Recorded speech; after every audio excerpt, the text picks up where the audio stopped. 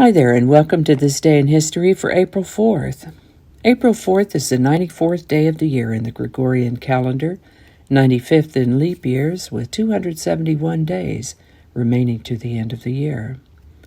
Today's word is mellifluous. Mellifluous is an adjective that means sweet or musical, pleasant to hear. The word mellifluous comes to us from Latin words that mean flowing honey.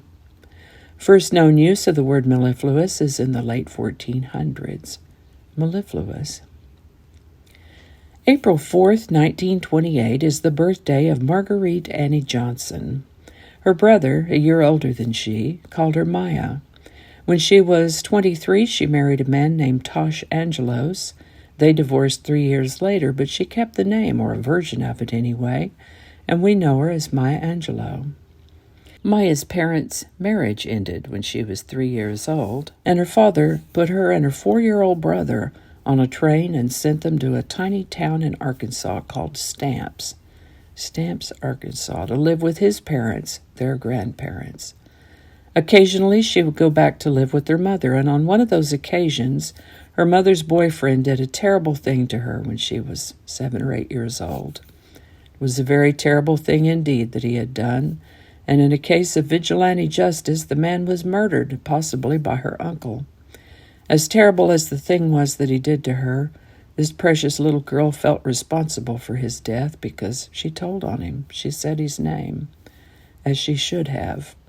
But, feeling responsible, she thought her voice killed him because she told his name. She stopped speaking because she felt her voice could kill people. She decided she would never speak again. This darling child and her brother went back to Stamps, Arkansas to live with their grandparents. In Stamps, she met a lovely cultured woman named Bertha Flowers, a stylish, educated black woman with a beautiful voice and a library of great books.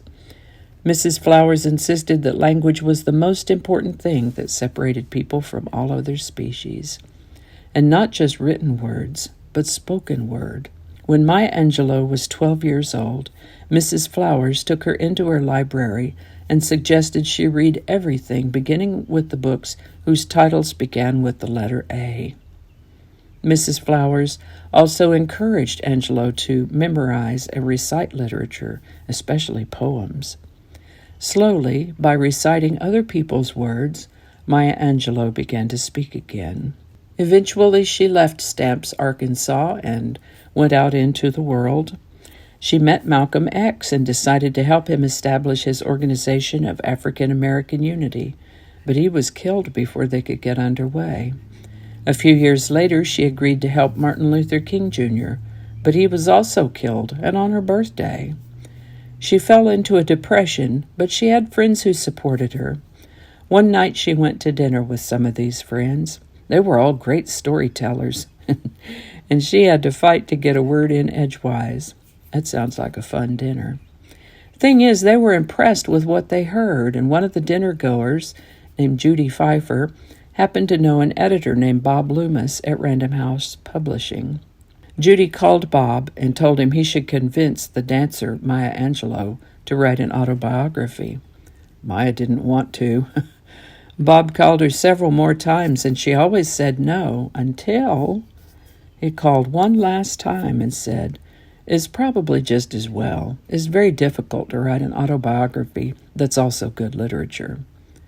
That was the magic phrase. She got right to work, and her first book was the autobiography, I Know Why the Caged Bird Sings. She's written several other books since then, and was certainly a mellifluous speaker.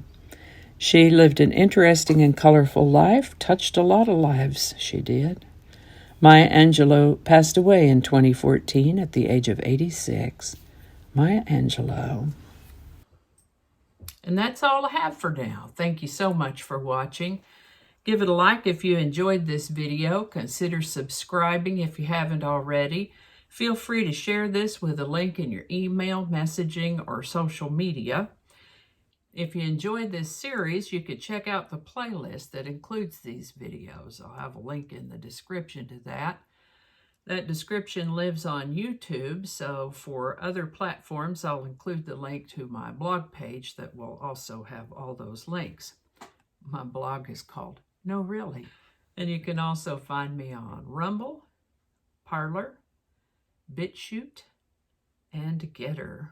All those links in the description. Alrighty, that's all I can think of right now. Thanks again, and I'll see you next time.